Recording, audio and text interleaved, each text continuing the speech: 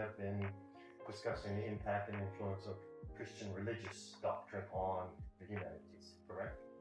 That everything up to this point has played under that umbrella group of conceptions. Now we are examining what happened that began to destroy that, and what released those movements we call humanism, individualism, which are going to dramatically affect the arts. He was like a deep admirer of art. He was. I think the textbook author said 1,500 paintings altogether by the time he was done collected. Maybe like the niece, like the nephew of Charles V. Exactly. What family controlled Spain and the Low Countries by the 1540s? Controls the Low Countries. It's no longer Philip the Good and the royal courts of Bruges and Burgundy. It's now. Yeah, the more specific family. You know, the Habsburgs, exactly. There must have been something behind this that gave these Habsburgs, Philip II and Charles V before him, so much wealth to be able to purchase and sponsor these artists throughout their lifetime. Where did this wealth come from? Habsburg wealth is derived from where? In the mid-16th century. They have enough money to sponsor and purchase all of this artwork. Not quite. This is a much, much more specific thing of the date. We're now at the mid-16th century, 1540s, 1550s. At that point, Spain, particularly, had created a huge empire. It wasn't just the Low Countries. It wasn't just the great, German-speaking Europe. It wasn't just portions of Italy that they controlled. It was the entire New World. Latin America and the Spanish Empire, where gold and silver in abundance. So much was discovered that Spain became instantly and miraculously wealthy, to the point it drove the entire economy of Europe into hyperinflation. So much gold and so much silver is separated from the New World.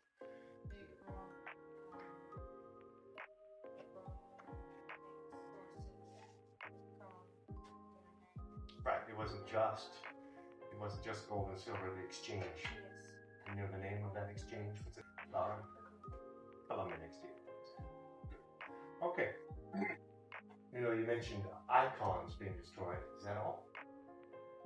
Well, sculpture. In the name iconoclast implies that they wanted to destroy icons. Everything that would be seen as something that people would worship, like sculptures, paintings. Exactly. It's clear the church and the church's image of all painting, all sculpture, all images of Christ, of God, of saints, and the rest of it, and eliminate them from the interior of churches. Julia, textbook authors point out that it wasn't just in Switzerland, it wasn't just among the Calvinists and the more radicals of the Protestant movement. Lutheran churches maintained images. Henry VIII of England. He wanted to create his own church and separate from the Catholic Church because they weren't allowed him to divorce from his wife. And so he destroyed monasteries all over England and made the Anglican Church. Exactly. And if you know this from history, you probably know that although there were 7 years of negotiations between Henry VIII and Clement VII, I think, of Rome, the Pope, to get his divorce from Catherine of Aragon, from the Habsburg family that ruled relation to Charles V. It's not just they got frustrated that negotiations were going nowhere and the Pope was not in favor of granting a divorce. It's also the fact that 1/3 of England was controlled by the monasteries and the church in Rome. Behind Henry VIII and his daughter Elizabeth I, you always have to see the power, desire for power. Power and wealth back then was land. That 1/3 of England was under the control of a Catholic Pope in Rome. Obviously, gaining control of that by Henry VIII would create his desire to become an absolute monarch of England and create the nation state, the modern nation state of England. Yeah, the hypocrisy, right? In praise of folly is another way of saying, of pointing out the folly and the hypocrisy of the church, right? It's not an attack. You have to be careful with Erasmus, and the Christian faith was being overloaded with hypocrisy. The priests, the the priesthood itself, the popes, the rest of it, were hypocrites. That what they knew, the Bible said, they didn't live, right? That they were engaged in all sorts of very human and very sinful activity, and therefore his lampooning or his the skepticism and criticism of the church was always in the practice of Christianity, not Christianity itself. We have to make a little bit of a divide between the Christian humanists like More and Erasmus and Luther and Calvin, who said, no, the church doesn't understand the doctrine, it's wrong doctrine. Make sense? That was the first one of that genre ever produced, ever. In fact, that genre today is called by the title of this book by Thomas More. It's not one of his head cut off. He got his head cut off because he denied the authority of Kennedy to claim himself as the church. Yeah, utopia. Utopian writings, we call them today. This concept of the perfect state, the imaginings and writings about how human life and culture could be perfect. Yeah, give me some tell me a little bit about Moore's perfect utopia. So in his book he wrote about not realistic, but idealized utopian society with a good economic society. So they will be equally on both sides. So true or false, Nicole, this utopia had Catholicism as the only official religion. You'd think if Thomas More died for the Catholic faith against Henry VIII, you would think his utopia would certainly have the one true faith as the only religion of his utopia. Is that true or false?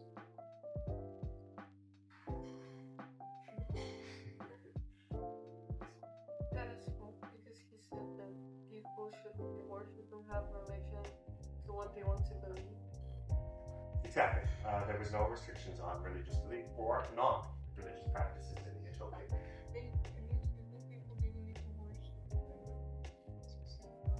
They're more like social organization.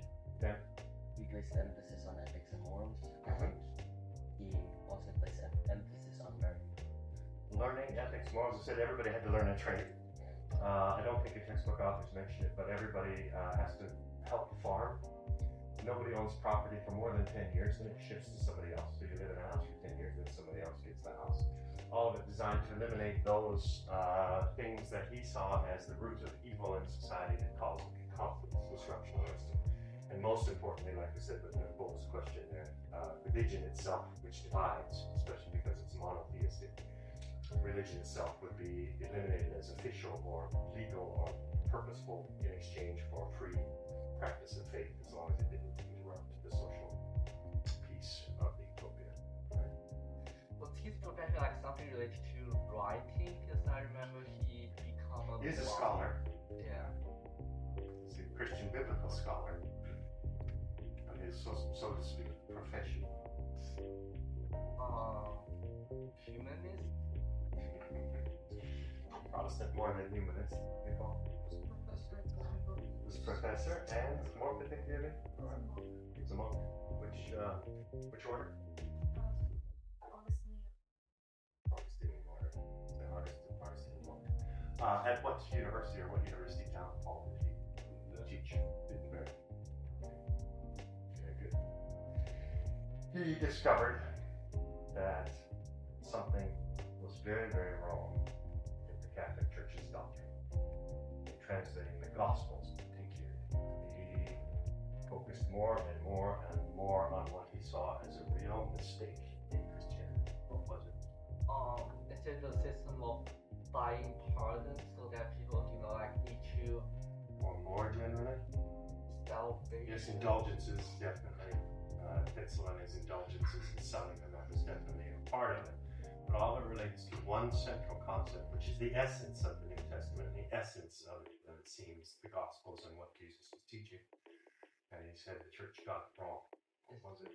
Is it salvation? Salvation, exactly.